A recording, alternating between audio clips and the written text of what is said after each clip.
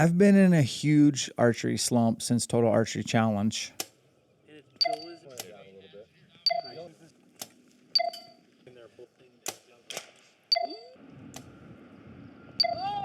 Roping it.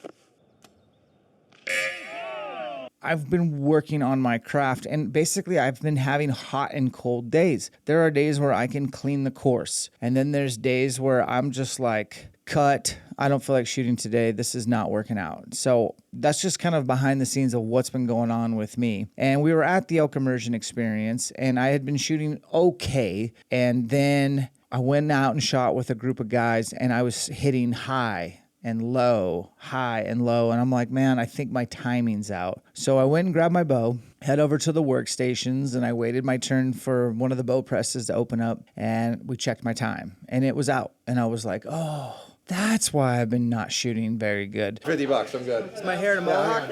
Hey guys, MFJJ here. We're at the elk immersion experience, and I was shooting my bow and was getting some ups and some downs, and I was like, those were clean breaks. What's up? We checked my time. It's out. That's it. Too close to elk season. I'm going to Put some gas ghost on there, buddy. This is not how I tell my guys to do it. Are you doing string first? I'm doing everything. Oh god. Oh my wow. god. We're doing string. Oh, you've got your little funky monkey in here, don't you? We're done with these ones, right? Later. Oh, I need that yoke. Need that part. You got my dirt shots. He literally raided through like my whole shop and found a set of strings that fit his boat. He's like, hey, with Bodie. They were both digging through all my crap. What do you want for string? 7 springs next year. So 2 elk immersions, 3 tacks. I think we should have 4 if my building gets built. Like one every quarter.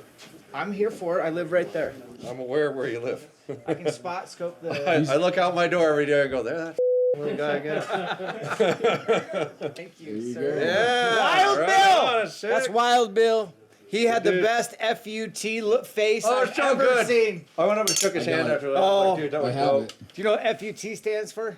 I can imagine what some of the letters stand for. It's Turner is the last part. Yeah. Yep. Do you have any podium 2-piece 4 mils in stock after that video?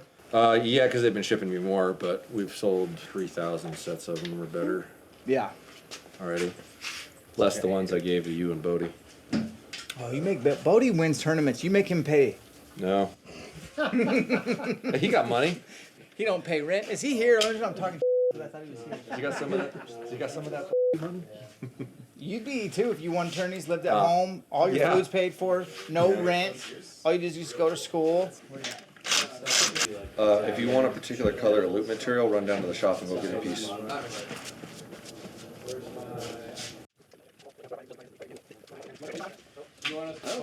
Can I just keep it in a stretcher overnight for a couple months? It won't matter. Okay, now we just got it right. Point height's about back where it should be, and you're just right. Should do it there. Uh-huh. I would need a bear shaft tune, knock tune, and You know how to do that. make sure you tap the sub. Make sure you make a comment. What strings are you going to run? Got a month before elk season? Plenty of time to get real confident. So I swapped out for Gas Ghost strings. This was my second set of match strings. The first set lasted 8 months, and then I went bear hunting in North Idaho and absolutely ruined the strings, and that's par for the course. And then I just had put new strings on, and I was pretty bummed out to see that they had already kind of had some separation serving on the cables, and then the stretch, and it just was out of time. And I was just like, we're too close to elk season. I'm going to go with Gas, which is a great brand. And I think match strings are great too. It's the best factory strings I've ever seen, to be quite honest. I love BCY 452X, great material, but I wanted to run with Gas just because it's too close to the season, and I just can't afford for anything to move or be out of time when I am 400 to 500 miles away from home elk hunting for a month long. Period. So we swapped out the strings, which was great. And then I went and shot that evening with my good buddy Joel Turner, who also shot tack with me. And Joel's a cool dude. He's pretty quiet. He never really mentions much to me anymore. But when he does, I listen. He pulled me aside after we shot the whole course at Spokane Valley Archery in the evening. And he's like, Dan, I've been watching you since tack.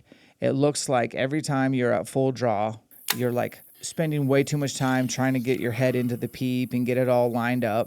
Your anchor point looks soft. squishy, spongy. It's not going to bode well for any shot that is uphill, downhill, side hill, anything where there's undulation. It's going to show up on your impacts. I'm watching your release. It's on point. You have one of the cleanest breaks, but your point of impact, you're not shooting like you could. Your draw lane's too short, and you're having to really push your head into it. And I was like, man, let's make a video on this. And Joel pulled me aside and just gave it to me straight. He's like, Dan, I noticed something's wrong with you. Hi, Joel. Let me have it.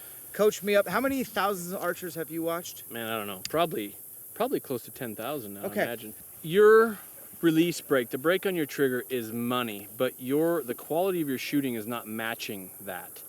Been in a slump, friends. Been in a little slump. So when I see that in an archer, there's always something. It's form-wise, it's equipment-wise. I know your equipment's money, right? You're putting together, MFJJ's putting it together. But form-wise, what we notice is that every time you draw back now, boonk, you come in short, and then you get into this thing. You're having to lean forward slightly into it, and your anchor point is very floaty. It looks very floaty to me. Like, I'll demonstrate. it's not touching much on your face, and you're having to come forward with your nose. So I dropped to 26.5 a while ago. Felt like I was too long, but as soon as Joel came up to me and said that, I was like light bulb. I was like, dude, yeah, because I feel so soft in my anchor, it's squishy. So what you notice here, I mean, look at that. Look at the distance here. Like, his head is straight up. We've got an inch of distance right here. yeah, So then he'll sink into it, right? And he sinks into it, which creates tension in the system. And look how floaty this is. This is his only point of contact. I'm not anchored at all. Right? It's not bone to bone. So it's very floaty. So if he moves the slightest bit, a 32nd of an inch, the knock high or low has huge consequences on point of impact, right? It's the back of the arrow. It's the back side of your trajectory path. So you got to keep that in the exact same place without getting a bunch of chin contact. So that's what I'm seeing. Yeah, and So I'm excited, man, because I've been in a slump since TAC. Yeah. And I was like going through inventory, doing so much tuning. I didn't address anything mechanically though. I thought it was maybe the bow or the, whatever, but You were out of time though. yesterday we was out of time. We got that fixed, but I am soft here and squishy, and it shows up uphill, downhill, any little dip in the undulation. And I'm honest and real, guys. Like, I just want you to know, like, I don't know it all. I'm not a great archer, but I want to be. And I'm coachable. And when you have a guy who's seen that many archers, I trust, what he has to offer, and I'm going right to it. Like, I'm literally breaking into Spokane Valley Archery. I got a key. And I'm going to go swap my mods right now for 27s. Yeah, it'll be good. Cool. I don't want to have an ego when it comes to archery. I don't want anyone to ever think that I'm some pro, because I'm not. I am a dude who tries hard. I'm a dude who is so committed to the art of bow hunting, specifically elk hunting. And I was like, let's do it. So we headed into the shop and I swapped out mods and I went back to 27-inch versus 26.5. And the only reason I dropped down to 26.5 is for a while there I thought I was too long. And I would rather be a little short than a little bit too long, especially for steep uphill shots. So we put those 27-inch mods on, back up a half an inch, and I was like, oh my gosh, this is what a solid anchor point feels like, bone on bone. So if you're watching this video, we made it because one, we wanted to keep it real, but two, we thought maybe other people are going through this. I think getting the exact draw length is what you have to do. And we all don't fall into the, well, I'm 27 or 27.5 or 28, the half-inch increments and stuff like that. Some of us are a different measurement. Maybe I'm 27 and a fourth or an eighth. You can kind of manipulate that with your D-loop a little bit, but I would encourage you all to not be set in stone. Don't dig your heels in on your draw length until you know that it's absolutely perfect. And when you find that sweet spot, your anchor point will never be soft. You won't have to tilt your head and dip into that string angle. It should be all consistent regardless of the topography, the terrain, the undulation, the angle of the shot. It needs to be automatic, systematic, consistency, robotic. That is the thing with archery. And since then, I've been looking forward to shooting my bow every day, and the confidence is soaring. The groups are getting tighter, and I'm feeling like my old self again. And, this is the whole reason why we do everything we do on this channel, is that it's an evolution. And we're constantly looking to make ourselves better or to find the best version of ourselves, not only inside archery, but outside of archery, in the fitness, at home, with our family, at work. Separation is in the preparation. We'll catch you on the next one.